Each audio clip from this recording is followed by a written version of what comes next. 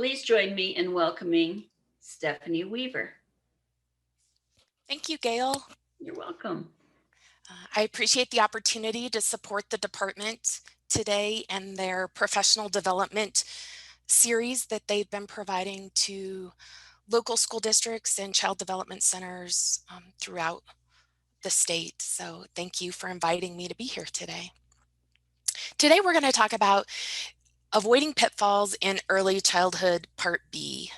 And that's all about components of the IEP special education process. Gail did a wonderful job of introducing me, and I appreciate the partnership that I've had with the department over the years. As Gail said, I'm a consultant, former SEA administrator, and most of all, I'm a lifelong learner. So today, I'm going to encourage you to ask questions, to connect this to your daily practice, because I also learn from that engagement and those questions.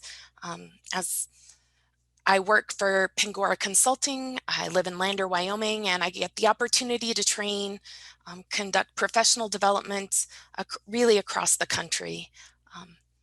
And the reason why I do all of those things is to assist in improving outcomes for students with disabilities. It's our obligation and also our commitment at Pangora to do that. So today we're going to talk about 5 common pitfalls that I've identified both with the assistance of the department and from experience out in my work as I work with local education agencies, child development centers, preschools across the country. And those 5 common pitfalls are Part B isn't Part C, so we're going to talk a little bit about the differences between the 2 education programs under IDEA. We're also going to dive into evaluation and eligibility and its relationship to Part B. Special education related services, really, what are those pieces and how do they connect to the other components of the FATE process?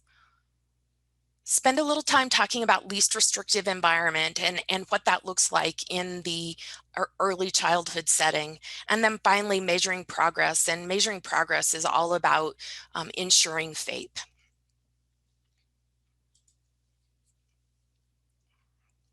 So there are 2 programs that are administered under IDEA, and those are Part B and Part C.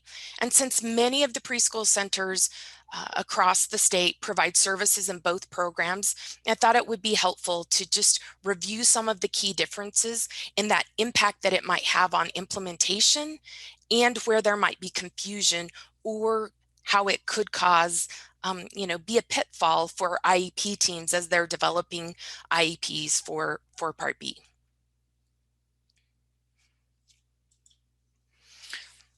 So what are those key differences that we're going to talk about? We're going to talk about the program goals or the purpose of the program. We're going to talk about the eligibility differences. There's some differences in evaluation. Services look different. The plans obviously have different names, but they also have different components. And then the service setting or where the child receives services. Those are some differences between the 2.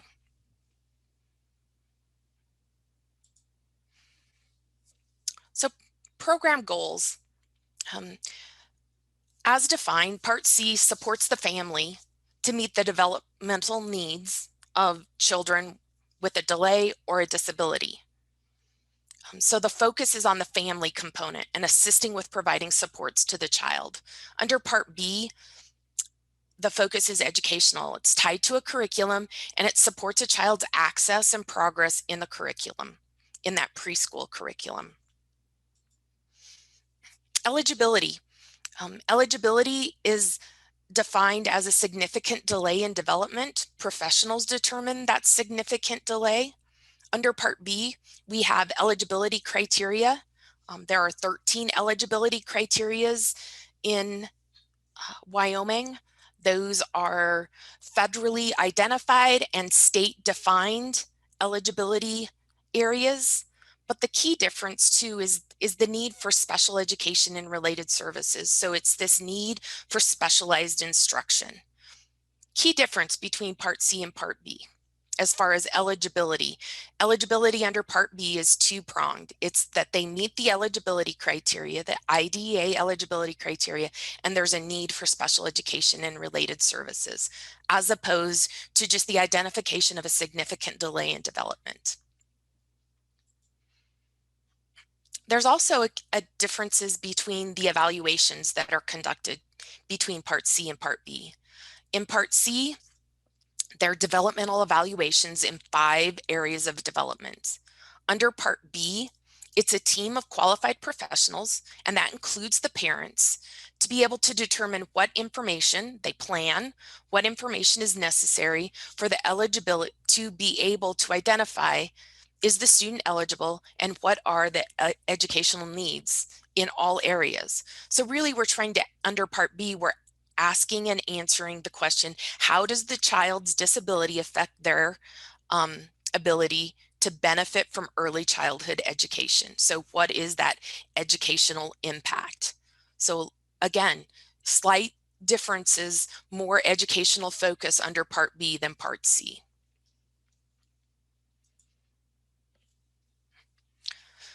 Also, the services that are provided under the 2 programs are slightly different. Under Part C, early intervention services are provided to support the family to help the child learn and develop. Under IDEA Part B, one of our very well-known acronyms, Free Appropriate Public Education. So this is FAPE is the obligation under Part B. And that's that service that's provided within a preschool setting to ensure that the child has access to a general curriculum.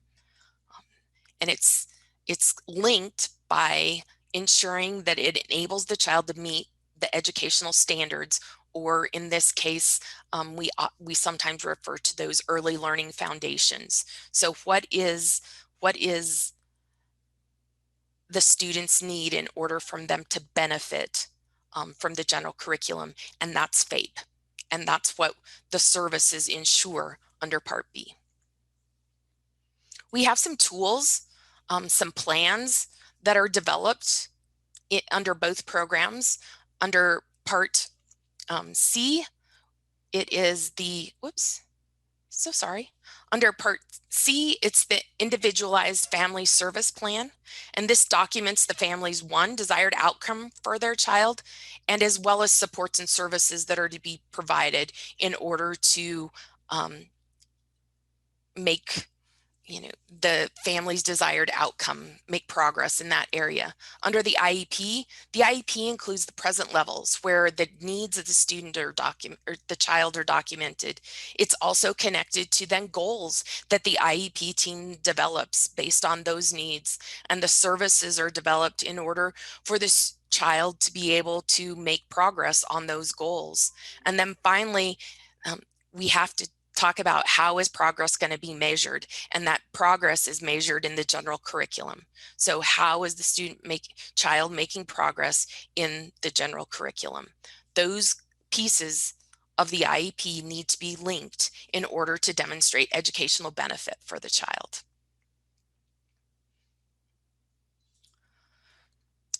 The final component that we're going to just clarify, and is a key difference between Part C and Part B, is the service setting. So where is the child receiving services? Part C is, the term is natural environments. This could be the child's home, childcare setting, or other areas in the community where infants or toddlers without disabilities, where they participate in that natural environment. Under Part B, the term is least restrictive environment. And that's all about participation with non-disabled peers. So it's children with disabilities being educated alongside children who are not disabled. And this is an area of the law that requires maximization. So to the maximum extent appropriate, all children are educated together. It also requires that there's a continuum of placements. And that's so that the placement decision is based on the needs of the child, keeping in mind that the beginning of that placement decision always begins with a regular early childhood classroom.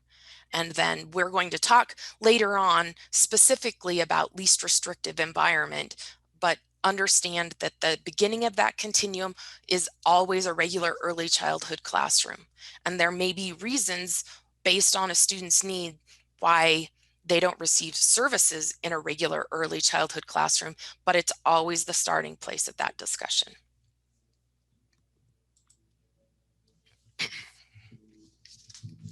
So it's necessary to understand the differences and to be able to explain those differences. I know that many of the professionals that work in the child development centers located in all of the regions of Wyoming, they operate in both Part C and Part B. But I think it's important to understand the key differences between the two programs, in addition to being able to explain those differences to parents that may have children that transition from one program to the other program, to be able to explain those differences as well, and how it might look different in implementation between the two programs. Are there any questions, Gail, before we dive into evaluation and eligibility? I don't see any. Okay, great.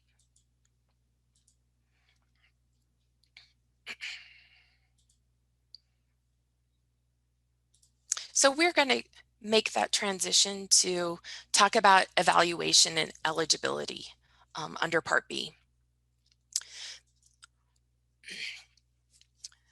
Evaluation and reevaluation connect two pieces in order to determine IDA eligibility. It's first of all that the student has an IDA disability, so meets the criteria in one of the 13 categories. And that's added to or in addition to the need for specially designed instruction. And if those two components exist, then the student is eligible for Part B IDA. Let's talk a little bit about what that might look like. So here's a visual demonstration of what the flow, the timing of that initial evaluation and some of the key components. So usually the evaluation starts with a referral. That referral can come from a parent, a school, or a team.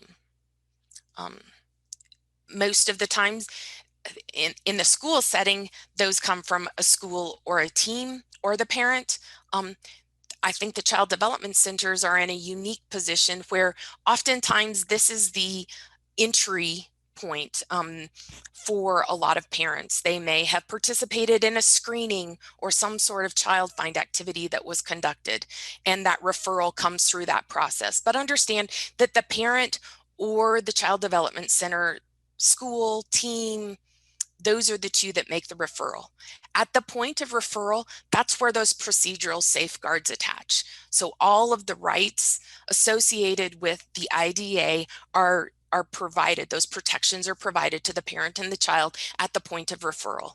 And what the center needs to ask and answer, the staff at the center, is do they suspect that this is a student that has an IDA disability, so meets the, meets the criteria in one of the 13 categories, and does this child need special education? If the team believes that there's no suspicion, then you wouldn't be required to conduct the evaluation.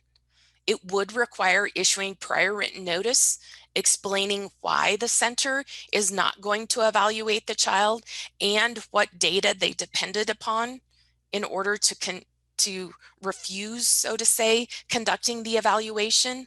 But it is possible that you wouldn't share that suspicion that it's a student with a disability. Probably more likely than not, you would be in the position of that purple box. So if yes, if the team chooses, if the Child Development Center says, yes, we agree that this is a child with a disability, you're going to review the existing data that you have as part of that evaluation process and determine what, if any, additional data are needed to determine both of those things, disability and educational need. And we're going to talk a little bit more about some tools and strategies that can be used in order to make sure that we're planning a comprehensive evaluation. But that's the piece in the purple box. You're going to determine what, if any, additional data are needed to determine eligibility and educational need. If the team determines that they have enough existing data to determine those two pieces, then no additional data would be necessary. The team would draft the evaluation report and the evaluation would be complete. That does not happen usually during an initial evaluation, although I can think of some circumstances where you might have a student transfer in from another state. They come with a lot of evaluative information that is current. That would be a review of existing data, that the team is not conducting any additional assessments in that area. They have the information that they need to be able to determine the child eligible and the educational need. Again, that would be in the case of a student transferring from out of state because they have not yet been determined eligible in the state of Wyoming.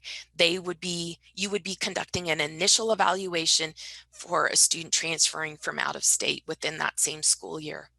However, probably most often you're going to be in the land of the gray boxes, and that's that you've conducted that review of existing data, the team has done that, and you're in a position where you need additional evaluative data. The team needs more data. So you're going to propose an evaluation, and that proposal comes in the form of an prior written notice. So you're proposing to conduct an evaluation and seeking the parent's consent to conduct those evaluations. You get consent. After you've obtained consent for the comprehensive evaluation, you conduct those assessments, and then that final box, you draft the evaluation report, and the evaluation would be complete.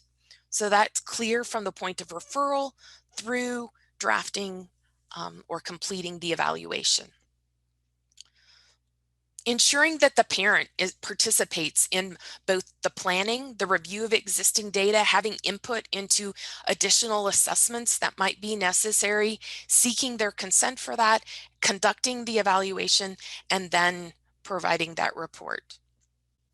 In a reevaluation, although maybe not often conducted at the Child Development Center, given the age of the students and the transitioning to the local public schools, it's important to understand a little bit of the subtle difference between an evaluation and a reevaluation, just so there's no confusion or a, kind of falling into one of those pitfalls that can happen. Reevaluation, it must occur every 3 years, or it can occur by request of the parent or the teacher. If the parent and the center agree that a reevaluation is unnecessary, up there in that green box, no reevaluation would be conducted, and you would issue prior written notice at the completion of that. Keep in mind that every evaluation or reevaluation begins with the review of existing data. So if you are in the orange box where the team is reviewing existing data, you've already started to conduct that reevaluation. The green box up above it where the parent and the center might agree not to reevaluate is a very, very rare circumstance and probably doesn't happen very often, if ever. More than likely, you're going to be in the orange box where you're reviewing existing data you have about the child, and you're asking the question in the gray box, which is what additional data, if any, is needed to determine those two pieces. If no additional data is needed to answer the reevaluation questions, then you would go to the purple box, keeping in mind that the reevaluation questions have changed ever so slightly from the evaluation. If you look in that gray box, it says, does the student continue to have an IDA disability, and does the student continue to need special education? Remember back on the other box, it was, does the student have an IDA disability, and does the student need special education? they've inserted into the language and the regulations continues. So you're not re-meeting eligibility criteria. You're not having to re-meet those criteria. You are determining whether or not the student continues to have the IDA disability and need special education. Let's think about that a little bit. The reason for that is that if you had to re-meet eligibility, it would kind of negate the incentive or the requirement that is in place to provide these rock star services to the student. Because if they had to re-meet eligibility criteria and they had made progress with the services that you gave them, they might not re-meet the eligibility criteria. But unless you have closed that gap and you have removed services that the student is receiving, they're an independent learner, that wouldn't necessarily be a student that doesn't continue to need special education, because without those services, they would be a student that meets the criteria and they would be a student that needs special education. So you have to just think about that under reevaluation, that you're reevaluating to answer the question if they continue to have an IDA disability and they continue to need special education. They have crossed the threshold during evaluation of meeting criteria. So in that blue box, then we're saying that additional data may be needed during the reevaluation in order to determine need. Then you would seek informed parental consent, conduct the assessments, and the reevaluation would be complete upon the completion of that evaluation report. If you're up in the purple box and you determine that you have enough curriculum-based data, classroom observations, teacher reports that have been collected, progress from the previous IEP, all of that data that already exists to answer the reevaluative questions, you can move to that yellow box where you would draft the evaluation report and the reevaluation would be complete based on the review of existing data. Keep in mind that the parent can disagree and request assessments or request evaluation assessments to be done. In that case, if the parent disagrees and says, no, I think we should assess in the area of social emotional, the center has two options. They can request a due process hearing to say, no, we don't need that information. We have the evaluative information that we need to plan the IEP for this student. Or you can move down to that orange box and get informed consent for the evaluation, conduct the assessments, and then you would move to the gray box where the evaluation report would be completed and the reevaluation is considered complete. So yes. This might be a good time for a question. Okay.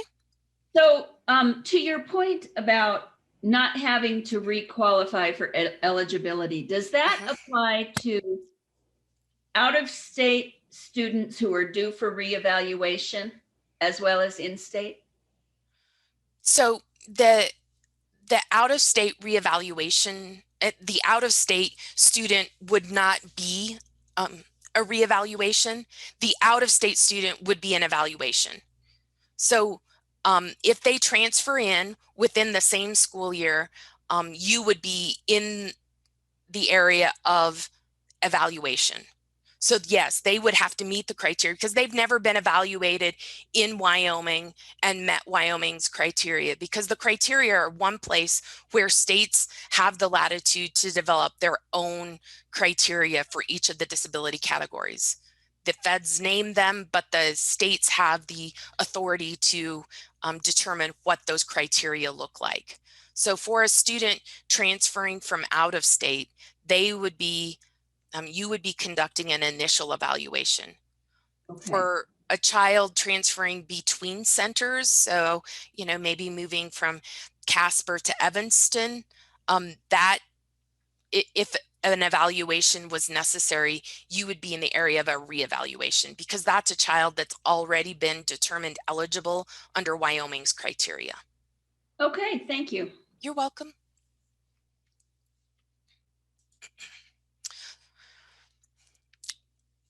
Only because this is an area where it sometimes can get confusing, is that IDA addresses two types of evaluations. They address an initial evaluation and a reevaluation, keeping in mind that the comments to the regulations tell us that once the child's been fully evaluated and starts to receive special education services, any subsequent evaluation is a reevaluation.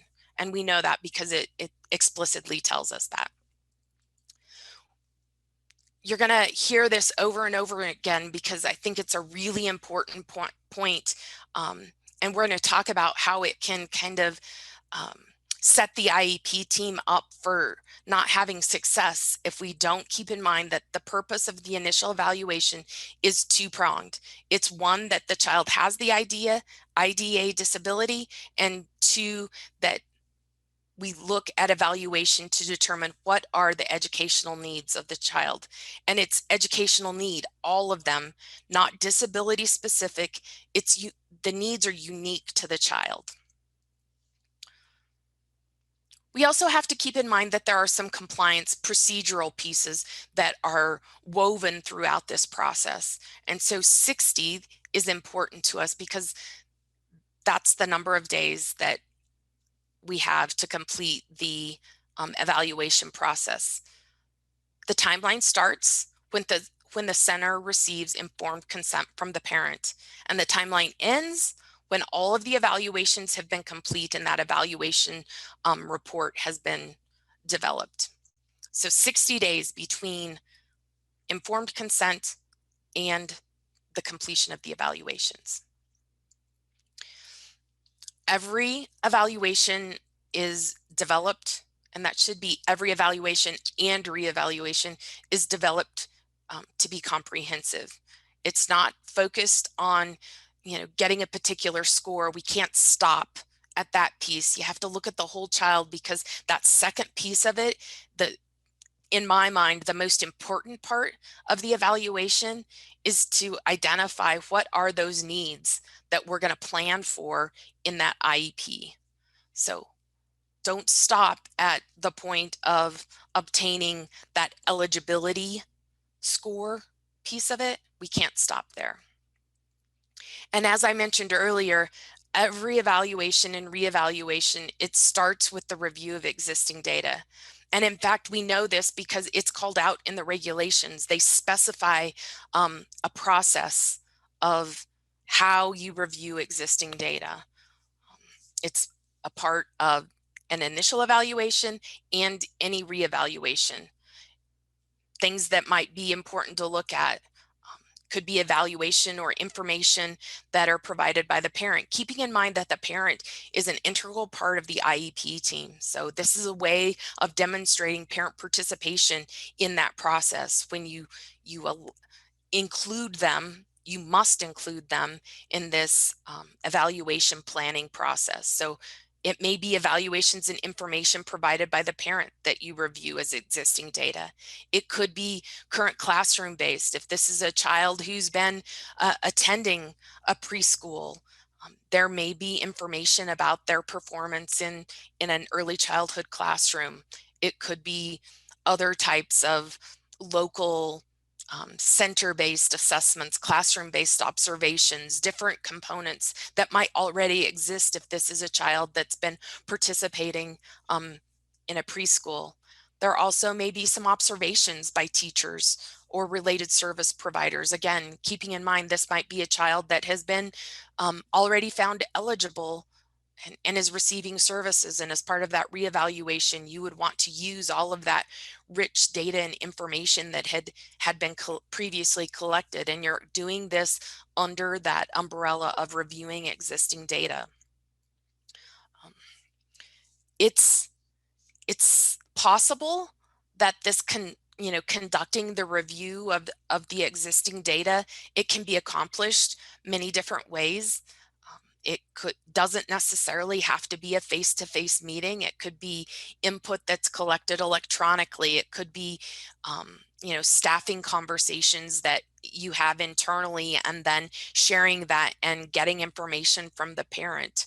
It's just important to ensure that the team reviews all of the information that is available as part of that determination of planning the evaluation.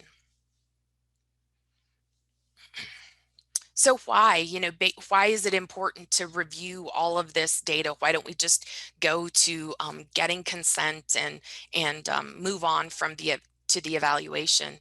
It's because it's that input again from the parent, and we don't want to conduct more assessments than are necessary. And if we have the information that we need, then we wouldn't need any additional data. But make sure that teams can answer these questions. You would have to be able to answer whether the child is a child with a disability, so that it again goes back to whether or not you can say in a particular category that they meet the criteria. 2, can the team describe, can they lay out what the educational and developmental needs are of the child? Forward thinking also about, this is the information that's going to be used to develop the present level of academic achievement, because that's that connection between the evaluative need and the IEP need. The present level is that connection. And then also you're thinking about, based on those needs, does the student require special education and related services? So kind of thinking about those future decisions that are going to have to be met while you're planning for that evaluation, ensuring that you're going to be able to answer those questions. And if the team determines that more data is necessary in order to be able to answer those questions, then it's the responsibility of the center to get it. I mentioned that, of course, the team would review information provided by the parents, whether that's formal or informal evaluations that may exist. Best case scenario, that's how it happens. But if parents are unwilling to share particular pieces of information with the team, and the team still feels like they need it in order to be able to answer the evaluative questions, then it's the responsibility of the team, the center, to propose that evaluation. And that would include paying for any costs associated with conducting those evaluations.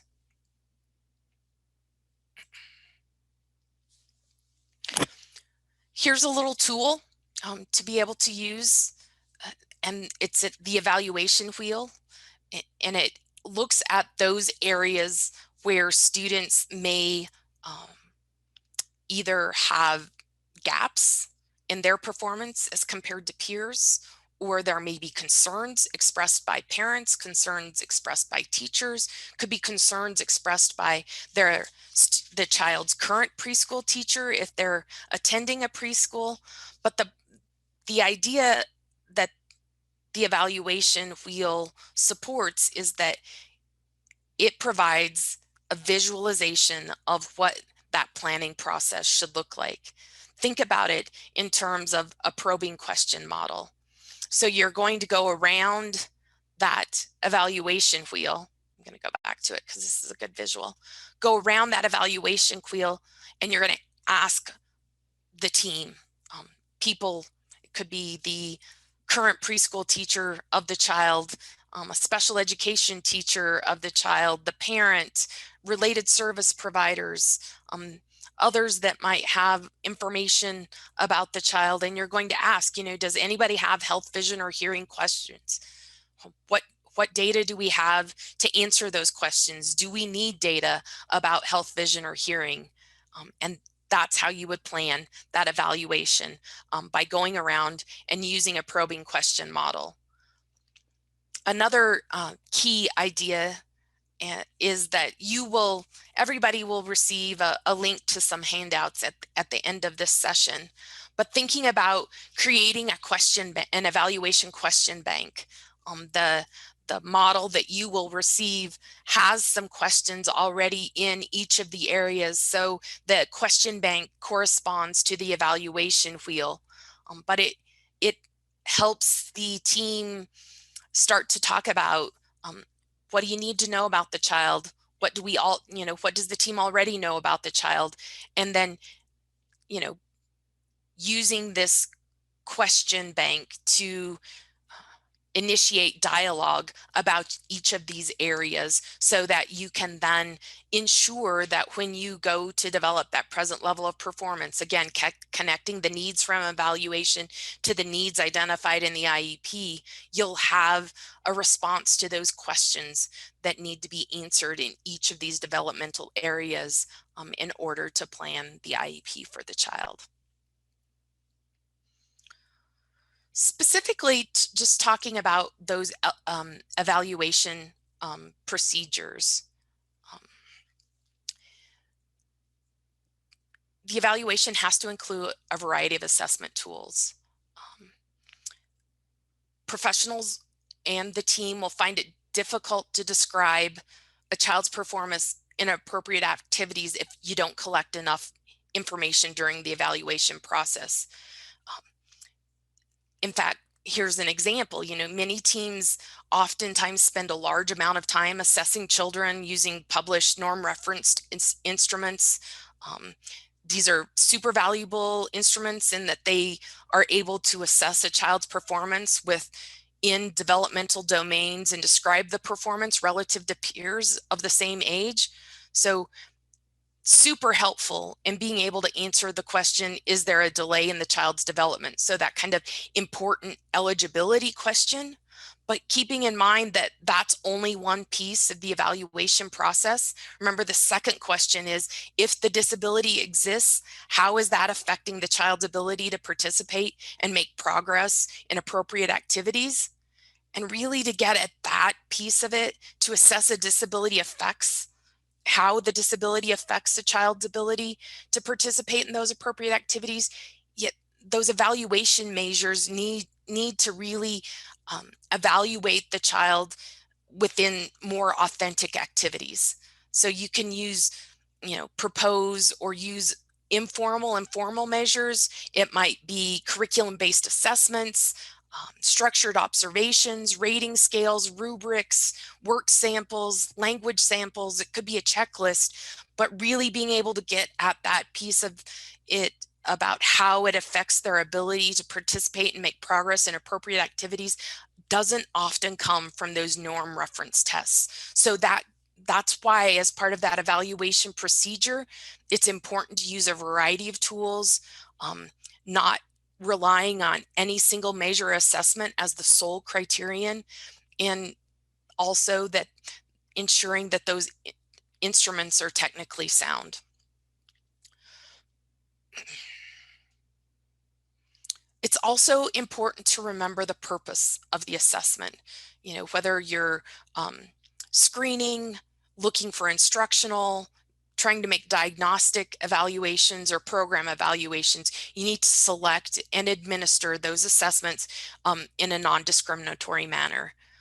They need to be provided in the child's native language or however the child's mode of communication, so that you'll get accurate evaluative information. They need to be valid and reliable. The personnel that are conducting the assessment, they need to be trained in how to administer that assessment.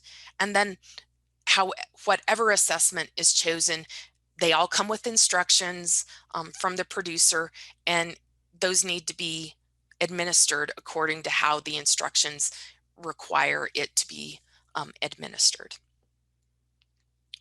Observations are a requirement. A child has to be observed in their learning environment. For a preschool age child, it takes place in an environment appropriate for their age. So it may be the current preschool they're in. It could be a play group that they're in. It could be library hour at the public library. Lots of different places a child can be observed but it needs to be appropriate for their age. Again, just really focusing in on eligibility determination is two-pronged. It's that they meet the criteria and that there's an adverse effect and educational need. Student needs are this bridge between components throughout this process. So the evaluation results that are identified, those needs get connected to the IEP through the present levels.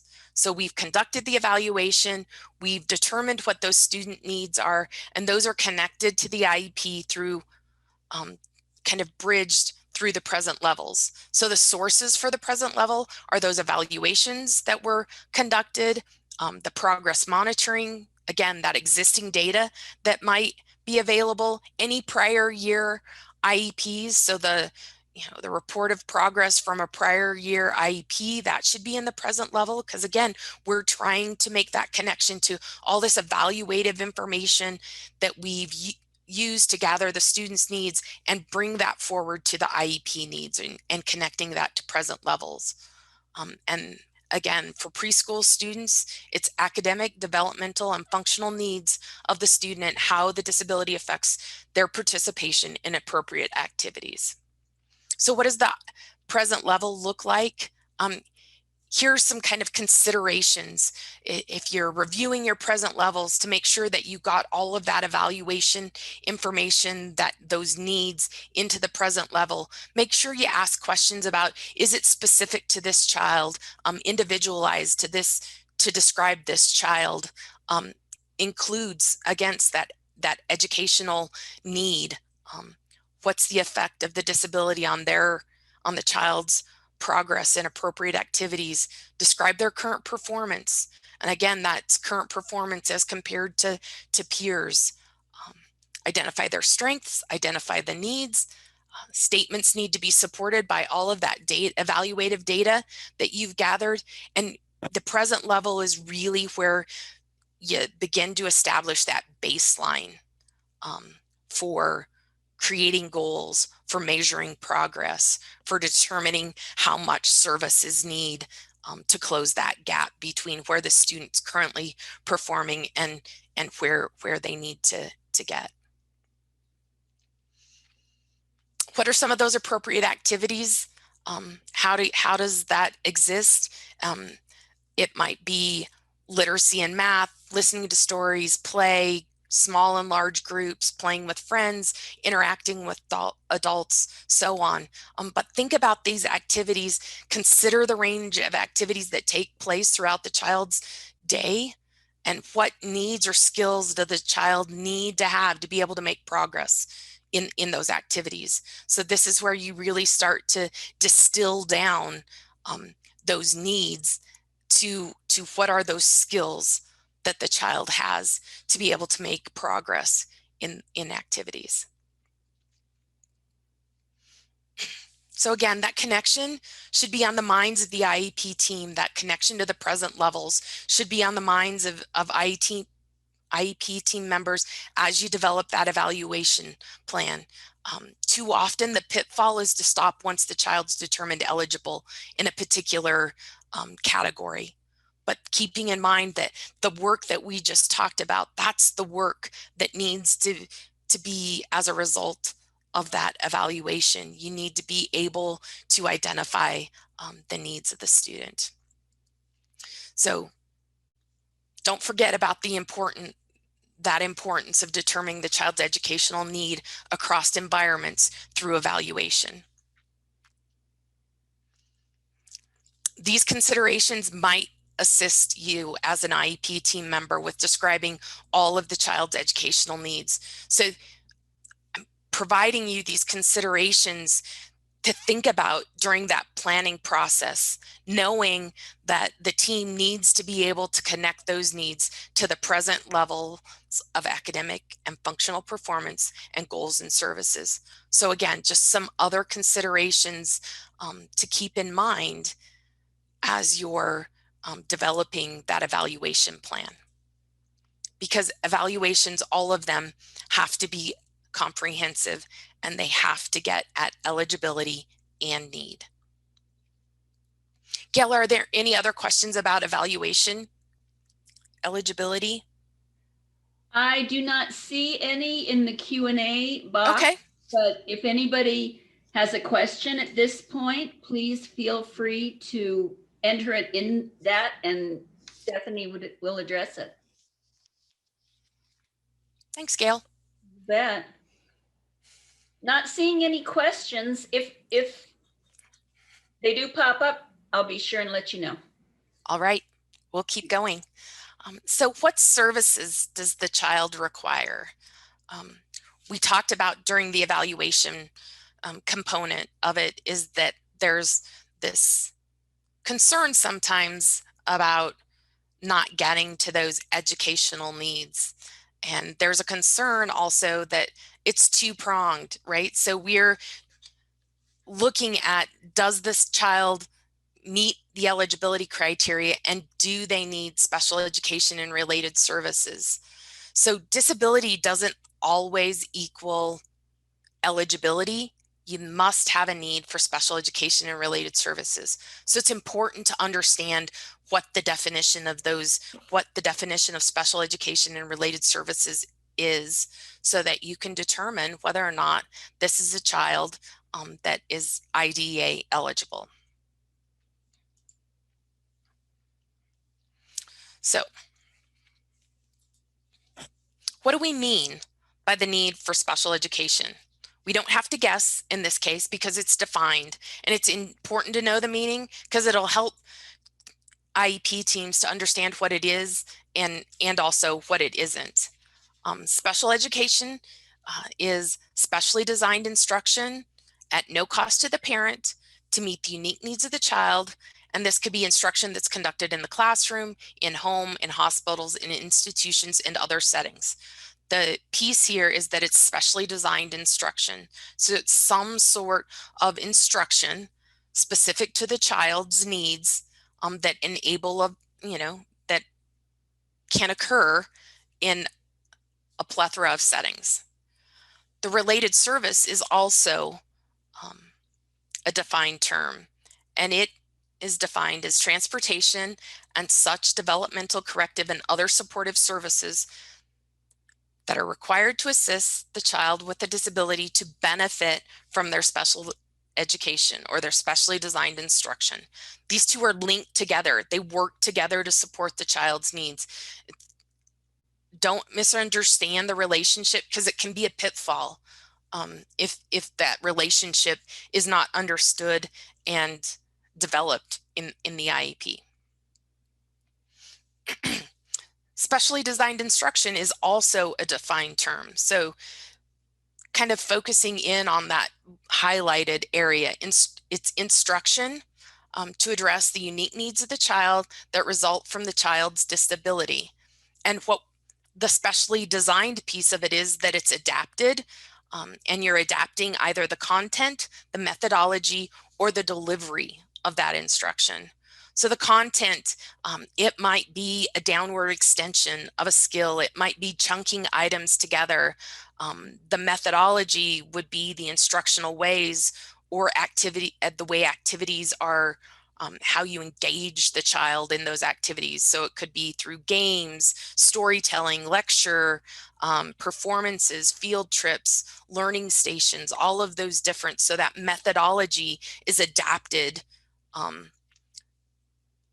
to be able to, design the instruction to address this child's needs. As far as adapting the delivery of instruction, it could be that the information is delivered visually or verbally or musically or through play, that interpersonal piece of it. So that's the specially designed instruction. It's taking the educational program and designing it specifically, the instruction specifically for this child to ensure that they have access to that curriculum.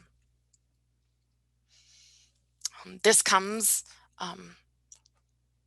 from a case out of the Seventh Circuit, and I just think that this quote, that this legal quote really kind of helps us better understand special education. So a student needs special education services when the student requires those services in order to receive an educational benefit from the educational program.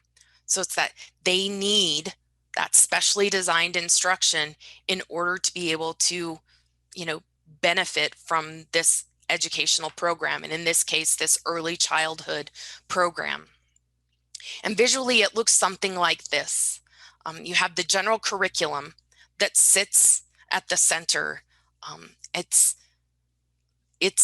what all preschool children are engaged in. They're engaged in some sort of activity-based general curriculum. And then the special education, it supports the general education curriculum. So it's configured to be something in addition to a early childhood curriculum. And then finally, those related services wrap around the specially designed instruction so that the child can benefit from that specially designed instruction. So what additional services might the child need in order to benefit from that specially designed instruction? And finally, thinking about supplementary aids and services. So additional services are provided to enable the child with a disability to be, remain in the least restrictive environment, so to maximize their time with same-aged peers. Those supplementary aids and services are an additional service that's provided. So you can see that they build on one another, with the general education being at the center, special education wrapping around it. Then we have related services, and all of those are supported by supplementary aids and services. So just wanted to give some examples of opportunities to connect to that general curriculum through instruction. So the curricula have lots of different ways to guide a preschool teacher in supporting a child's concept development. And the curriculum probably provides strategies to help children develop analytical and thinking skills, deeper understanding of concepts. Also offer the child the opportunity to be creative, brainstorm. It could be strategies and guidance to support that concept development that can be found in all of the different areas of the curriculum. This could be, activity cards, lesson plans. All of those are opportunities for that design of specially designed instruction in order to connect to the general curriculum that already exists. So consider, that these broad kind of concepts, and where might be the opportunities for teachers to design special education to support the student in being able to connect to the general curriculum. The instruction, special education is all about instruction. And so what, it kind of looks like in practice is that those instructional practices are embedded. They're the cornerstone of that early childhood special education. They're intentional, they're systematic.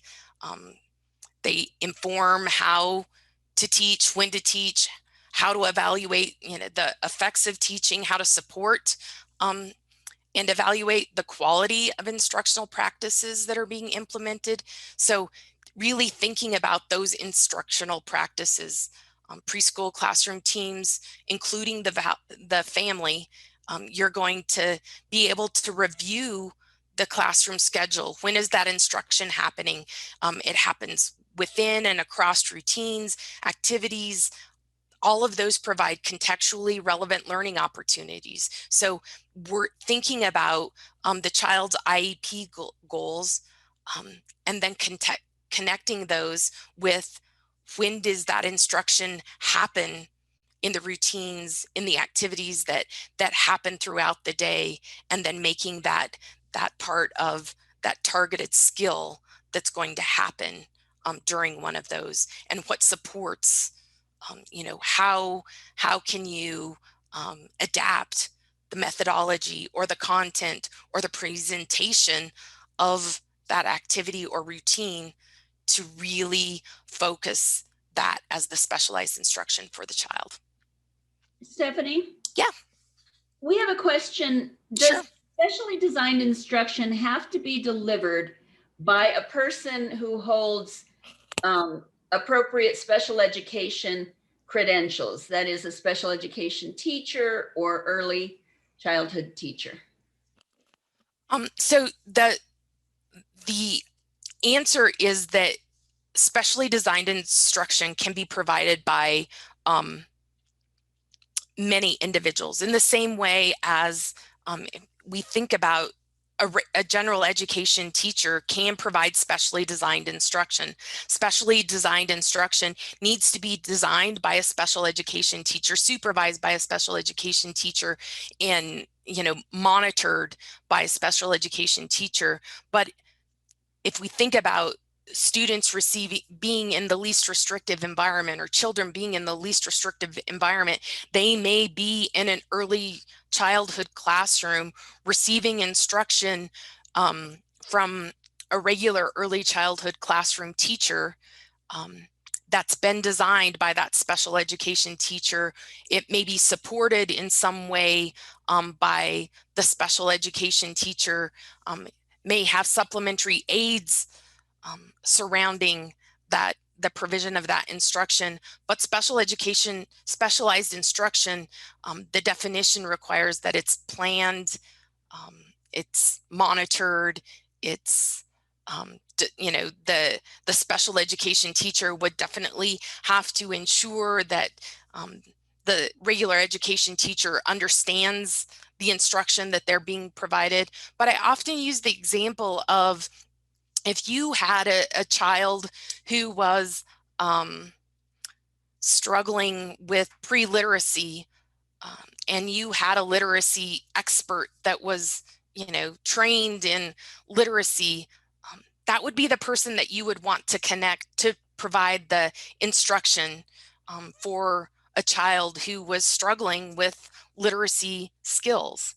In much the same way that we talk about it in a public school setting. If you had a child with a reading learning disability and they needed really rich instruction in reading strategies, and you had a reading interventionist, you would want to connect that child with the very best instructor in reading. So the requirement is that that specialized instruction is planned, supervised, and monitored by a special education teacher, not that they would be the only one that could provide that instruction. So I have another question, and that is, can a paraprofessional provide specially designed instruction? And based on what you said, it sounds like yes, no. The paraprofessional would not fall into the same category or meet the same requirements as a teacher. So paraprofessionals are supplementary aids and services that may be used to reinforce specialized instruction, but they would not be the primary deliverer of instruction. Okay, great. Thank you.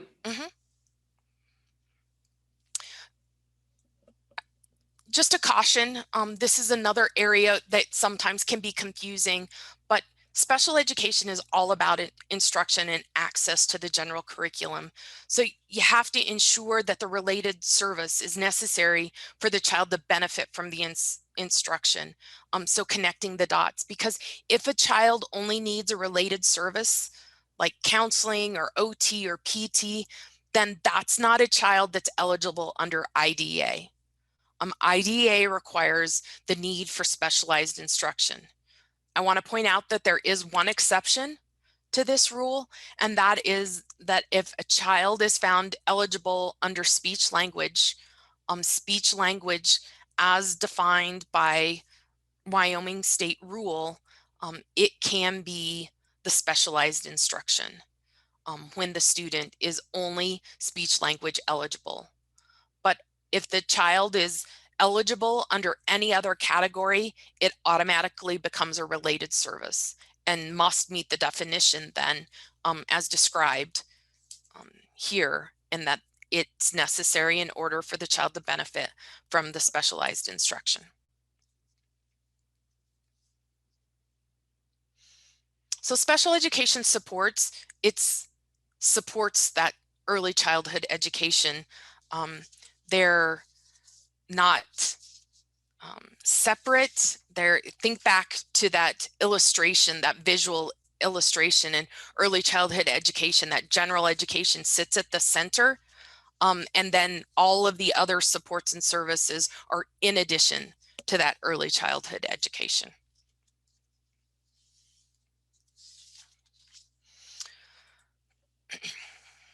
So least restrictive environment.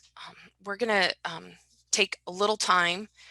This is a right that is protected by the IDEA, and it's supported by this robust legal foundation around maximizing the time that children with disabilities, preschool children with disabilities, are with non-disabled peers. So there are very few places that the maximization standard appears in the IDEA regulations. And all three of those times, very few in that there are only three, it appears in least restrictive environment. So we're talking about, again, using supplementary aids and services to maximize the time that children are with non-disabled peers, designing those programs to maximize the time that children are with non-disabled peers, and then any type of extracurricular or non-academic activity that they're with non-disabled peers. It requires that special education and related services are available in the least restrictive environment, and that it's based in any kind of departure from the least restrictive environment is based on the unique needs of the child.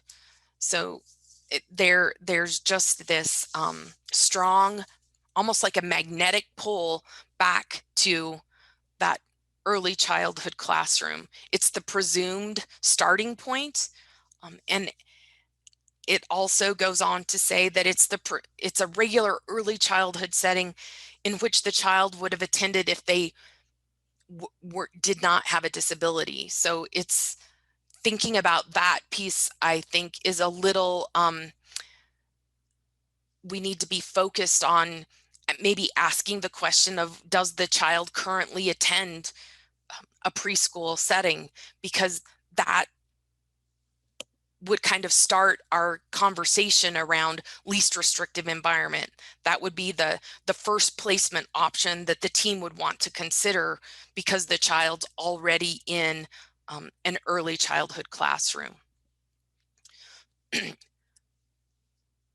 There's this really strong preference in Part B that children are educated in regular classes along with their peers.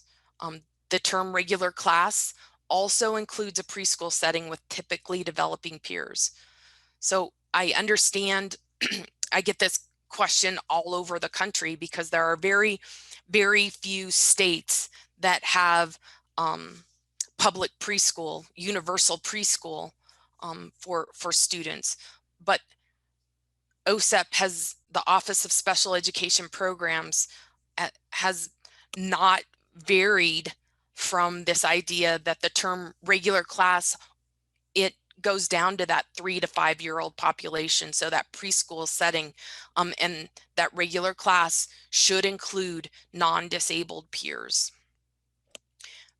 And we're going to talk a little bit about early childhood inclusion and just that idea that it really is about all of the values and policies and practices that support the right. And it is a right, as we started out talking about LRE, it's the right of the child to be in a classroom with non-disabled peers, regardless of their abilities, to be able to participate in all of those activities, because it continues on with them. We want them as full members of families, of their communities, of their schools. So really looking at that term regular class is really supposed to be a preschool setting with typically developing peers, and only if the student's unique needs dictate would we go away from that setting.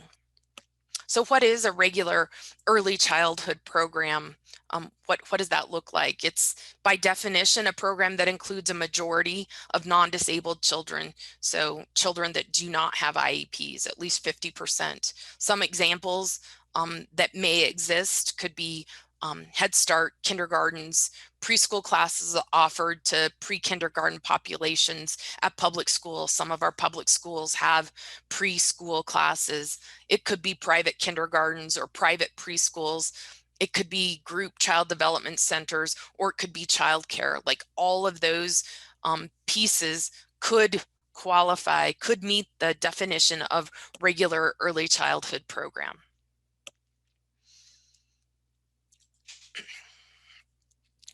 So placement decisions, it's the IEP team that needs to conduct that decision or conduct the process to make that decision. And think about this, think about where the LRE discussion comes in the sequence of the IEP. So we've talked about the IEP needs in the child's present level of performance, and this kind of guides that development of the goals. And then you've determined, what services and supports does the child need in order to be able to access and make progress in the general education curriculum. And so that IEP that you've developed really drives the placement. It's not what placements are available, it's where can this IEP be implemented in the least restrictive environment. So again, IDEA requires that the first placement consideration be the regular early childhood placement, and then we would have to consider the IEP that was developed and why that couldn't be delivered in the regular classroom with the use of supplementary aids and services to move down that continuum. And when I talk about the continuum, I'm talking about something like this. It's not an option to be receiving instruction in the regular classroom. It's the right. It's the right that that's the starting place.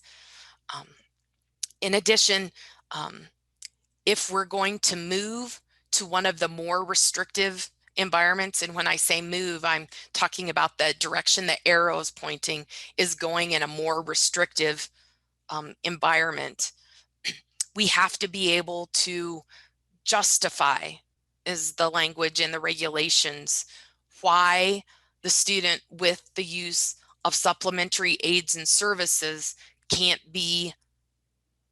receive services in that regular early childhood setting. And then only if those other options wouldn't work would we move to that separate school or that more restrictive option.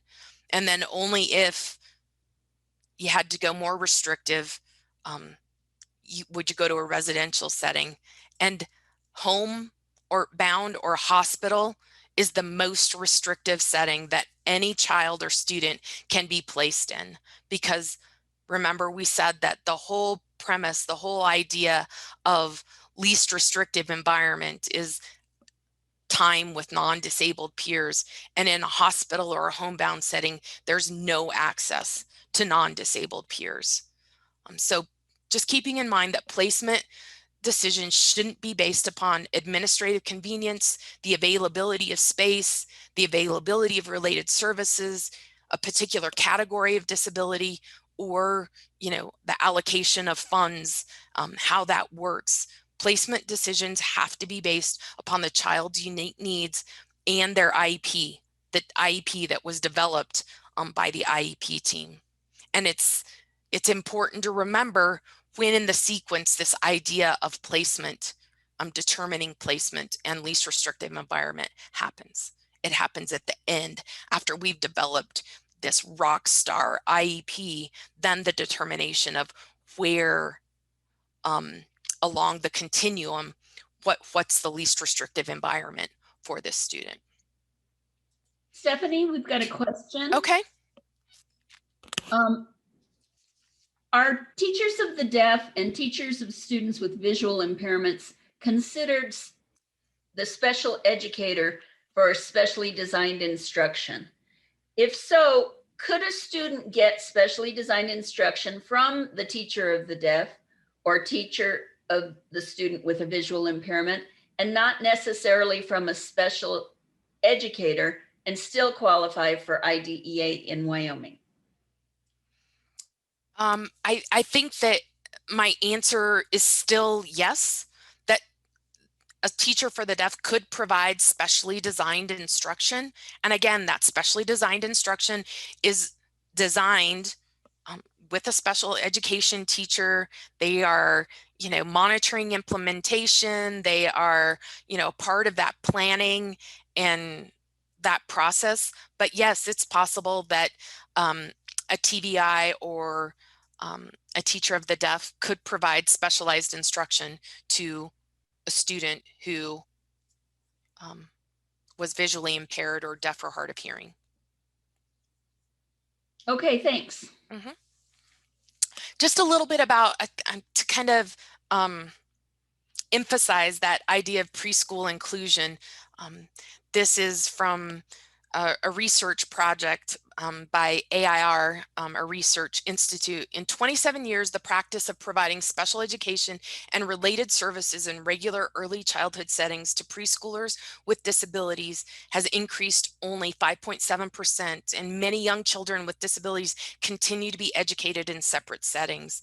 And just can't emphasize enough on, looking at the designing kind of principles of least restrictive environment are giving access, participation, and supports to students with disabilities to be with non-disabled peers. That idea of preschool inclusion is just that important. And I want us also to think about that there are inclusion benefits children with and without disabilities. So really a focus on thinking very intentional about why the child can't be placed in that regular early childhood setting to receive their instruction. And what some of those alternatives might be, how could you create, if for example, you didn't have the ability to have non-disabled peers at your center, what would be some other alternatives? You could look at preschools that are operated by public agencies other than the center. It could be private preschools with non-disabled preschool children. It could be that this child already attends a preschool that their IEP could be implemented in that preschool that they already attend with non-disabled preschool children. It could be regular public elementary schools that have support preschool offerings. And yes, technically it could be provided, providing home-based services if that aligned with the unique needs of the child to receive services in that way. But keep in mind that if the public agency, and this is from the Dear Colleague letter, it's a 2017 letter that was issued by the Office of Special Education and Rehabilitation Services, or OSERS, in 2017, and it's all about preschool LRE. It will be in your folder of handouts. It's a really informative letter and talks about least restrictive environment in a really important way. But if the public agency, so if the center in this case, or some other entity that was responsible for providing Part B IDEA to children 3 to 5 determines that a placement in a private preschool is necessary for the child to receive FAPE, or that free appropriate public education, that's the least restrictive environment to implement the child's IEP, then the public agency must make that program available at, oh, typo on my part, I'm so sorry, at no cost to the parent. Or you could say should not cost the parent. You can rearrange it however you'd like to, but it needs to be provided at no cost to the parent.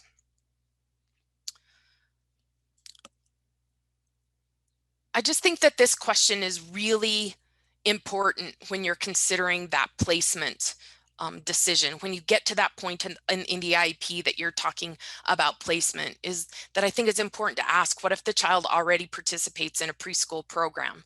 So unless the child's IEP would require some other arrangement, the child is educated in the school he or she would attend if non-disabled. And so we can kind of overlay and filter that through. If a child's already participating in a preschool program, that might be the starting point. If their IEP can be implemented there, that might be the starting point.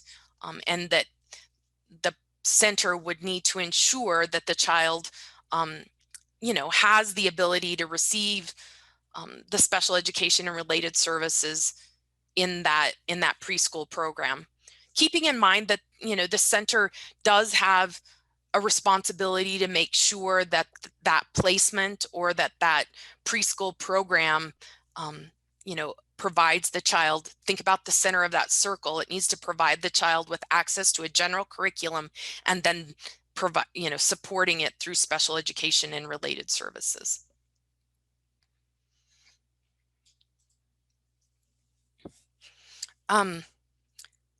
Just considerations, maybe some things to think about when you're trying to determine, what are some of those aids, supports, services that could wrap around in order for a child to be successful in an inclusive kind of setting. It could be, altering the physical environment to increase participation, modifying the materials so that you're promoting independence, breaking down, some of those activities, and that's that downward extension of some of those activities so that the task could be broken up into smaller steps, but the child could still participate in it. Capitalizing maybe on those things that are the child's favorite activities, using special adaptive kind of devices to facilitate that participation. It could come through adult support. So, direct adult intervention and support to enable the child to be able to participate in that inclusive setting. Could be utilizing peers, classmates to help engage and model the child in an inclusive setting. And then that kind of invisible support would be arranging naturally occurring events to provide us assist with inclusion. Just keeping in mind that placement decisions occur after the student is comprehensively assessed, they're determined eligible, and the child's goals, supports have all been identified in the IEP. Then teams get to this question of, what is the least restrictive environment that this bundle of services can be implemented based on this child's unique needs. Stephanie? So, yes? I just want to let everybody know we are 10 minutes out from the end of the webinar. All right. I am going to, I think we'll be able to get this done. So we'll wrap up in the next 10 minutes. Thanks, Gail. You bet. So thinking about measuring progress and avoiding any pitfall, you don't want to get to the end. This measuring progress often comes as, we're reporting progress and we're looking at whether or not the child benefited from this IEP that was developed. And it oftentimes comes at the end. So how do we ensure that we don't get to the end of this process and not have benefit or not have progress? We know through the Andrew F., which was the recent FAPE case that was determined by the United States Supreme Court in 2017, that every child has the chance to meet challenging objectives. So how are we measuring progress? And that the progress is the outcome of connecting all of those IEP components, and the target is that every child has that chance to meet those challenging objectives, and understanding that it has to be something more than de minimis progress. So it's not just insignificant kind of amounts of progress. It needs to make sense for the child. So it needs to be academic and functional advancement for the child, and it's really contemplated based on that IEP, and it needs to be appropriate in light of the child's circumstances. So progress, just like all of the other components of the IEP, is unique to the child. It's based on this child's circumstance. And it goes on to even talk about, in a case we'll talk about later, if you think about it, it's really what they're trying to get at is that there has to be we need to know the needs of the child in order to kind of determine what makes sense for this child's academic and functional advancement. So based on their potential. Children with disabilities are required to make some educational progress and benefit from the supports and the services that are provided to them. That's how we demonstrate FAPE. That's FAPE. Has the student benefited from this program that we put together, that the IEP team put together? So it really, think about those links again, going back to teams have to be able to determine and articulate the IEP goal connected to that need, focused on that student's need, because measuring those goals, that's how we demonstrate meaningful progress. So as part of that goal writing process, teams have to start to think about what are the methods that are going to be used to measure that progress. It should be strategic, and it should be intentional, and a conversation about specific, who's going to be responsible for measuring that progress, how's the data going to be collected, where is it going to be collected and stored, what are the conditions, measurement conditions, what's the schedule for collecting the data, and how is the team going to determine what's the standard for determining whether, based on this child, the performance might need to be, an instructional change might be necessary based on the student's performance.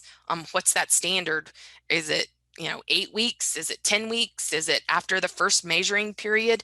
What is that standard that teams are going to be judging that by? How many times per year are parents going to receive progress reports?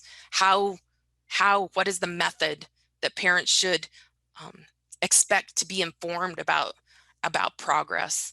So, whatever that method is, whatever it's defined as, it has to be sufficient so that the parents are enabled to determine whether or not, the child's, one, making progress on the goal, and two, whether or not that by the end of the year, IEP sunset, so that IEP is good for a year. By the end of the year, is the progress sufficient for the child to reach the goal?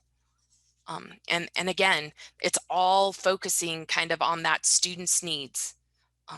But it starts back, thinking about measuring progress starts back in the development of the IEP goals, and just having this really intentional conversation about how's the IEP team going to know about progress.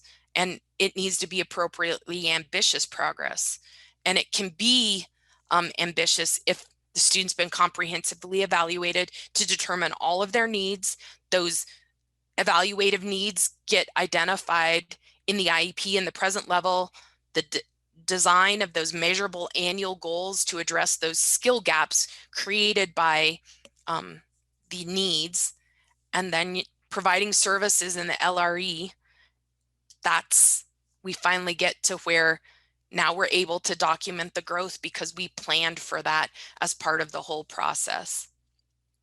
So just to leave you a little bit on another really great quote from a Ninth Circuit case is that, in other words, the school must implement an IEP that's reasonably calculated to remediate and, if appropriate, accommodate the child's disability so the child can make progress in the general curriculum commensurate with his non-disabled peers, taking into account the child's potential. So think about that. That's that. The progress needs to make sense for this child based on their potential. That's where you get whether or not the progress, that's the standard, whether or not the progress was enough. And again, progress is tied to the general curriculum. And I'll leave you with a couple of visuals that I think probably many of you have seen, but they're good reminders about this progress and whether or not there's educational benefit. We started talking about the evaluation and connecting that to the present levels, talked about the importance of measurable goals and being intentional when we're in that component of the IEP process to make sure that we're thinking about that this is the starting point for teams to be able to measure progress. Developing those IEP services, specially designed instruction, so that the child can make progress on those goals. Delivering all of those services in the least restrictive environment, and then being able to determine whether or not there's educational benefit. And I'll just leave you with this, that if there's no progress doesn't automatically mean a denial of FAPE. No progress means go back to the FAPE continuum and find the broken link. Are there, new evaluative questions? Does the present level need to be refined to reflect the current needs? Are goals not aligned with the current needs? Maybe there's an increase of services that might need to happen to align with the needs. And then really look at that environment. Is it the right one? Is the student able to have access and make progress in the general curriculum? And failing to respond, failing to go back and reflect the lack of progress, that will be a FAPE violation. So respond when there isn't progress, measurable progress at the end of the process. We've talked about the 5 areas to avoid the common pitfalls, and I just appreciate the time. If there are questions or additional pieces, I can stick around for a few minutes, but I thank you for your time and hope you have a great Friday afternoon. Thank you. Thank you, Stephanie.